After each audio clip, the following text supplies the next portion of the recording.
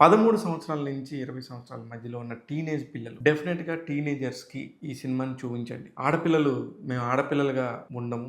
మగవాళ్ళుగా మారిపోతాము. ఈ ఆడపిల్లల లైఫ్‌లో ప్రతి ఒక్కడు చూసే చూపు, మాట్లాడే మాట, టచ్ చేసే విధానం. ఈ ట్రైలర్‌లో ఉండే ఒక డైలాగ్‌ని తీసుకొని బేరీస్ చేసుకొని కథ చెప్పడానికి ప్రయత్నిస్తాను. శంషాబాద్ దగ్గర జరిగిన ఒక ప్రమాద ఘటన గుర్తుంటే గనక ఒక వెయిట్ చేస్తున్న ఒక అమ్మాయిని ఒక నలుగురు లారీ డ్రైవర్లు అతి క్రూరంగా, దారుణంగా మానభంగం చేశారు. మనకి ఇంకా గుర్తుంది. మన కళ్ళ ముందు ఇంకా ఆ గుర్తులు ఇంకా పోలేదు. ఇలాంటి ఒక సంఘటన ఒక అమ్మాయికి జరుగుతది. ప్రగతి గారు లాయర్‌గా పనిచేశారు ఈ సినిమాలో. ఆమె దగ్గరికెళ్ళి ఇత్తది కేసు. ఆ కట్ చేస్తే ఆ ముగ్గురు యువకులు ఎవరంటే అందులో ఒకడు మినిస్టర్ కొడుకు. కేసులు లేదమ్మా, కేసు వల్ల ఆ అమ్మాయికి పేరు బయటకొస్తది. ఆ అమ్మాయికి లైఫ్ పాడైపోద్ది. నేను ఆ అమ్మాయికి న్యాయం చేస్తాను. అది ఇది అంటే, అబ్బా! మినిస్టర్ గారు ఎంత గొప్పగా ఆలోచిస్తున్నారు అని చెప్పేసి అనుకునే టైంలో అక్కడ ఒక్కటే సీను. ఈ సీన్ తర్వాత ప్రగతి గారు కథ చెప్పాలి. వీళ్ళందరికీ ఇలాంటి మగవాళ్ళందరికీ బుద్ధి రావాలంటే ఇంకెక్కడి నుంచి ఆమన గారి కథ ఎంటర్ అవుతది. అదే సినిమా. ఇదే 'నారి'.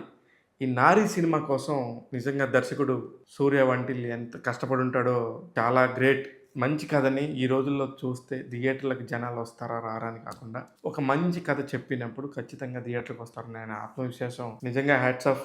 అందులో సినిమాలో డైలాగులు గాని, వినోద్ కుమార్ గారి మ్యూజిక్ గురించి ప్రత్యేకంగా చెప్పుకోవాలి. చాలా ఎమోషనల్‌గా అనిపించింది. ఖచ్చితంగా మన ఇంట్లో ఉన్న ఆడపిల్లలందరూ గుర్తొస్తారు. మన చుట్టూ ఉన్న ఆడపిల్లలందరూ గుర్తొస్తారు. ఇలా జరిగి ఉండకూడదు. ఇలాంటి తప్పులు చేయకూడదు. ఆడపిల్లని గౌరవించాలి అనే విషయం మన పిల్లలకి, మన చిన్న పిల్లలకి ముందు నుంచి చెప్పుకుంటూ పెరిగితే వాళ్ళు గూడా అలా క్రూర మృగాలుగా మారకుండా ఉండటానికి చాలా అవకాశం ఉంటది. ఈ సినిమా చూసిన తర్వాత నిజంగా ఒక 10 మందిలో అయినా గనక చలనం కలుగుతది. ఒకవేళ ఎవరైనా తప్పు చేద్దామనే ఆలోచన వస్తే కూడా తప్పు చేయకుండా ఉంటారు.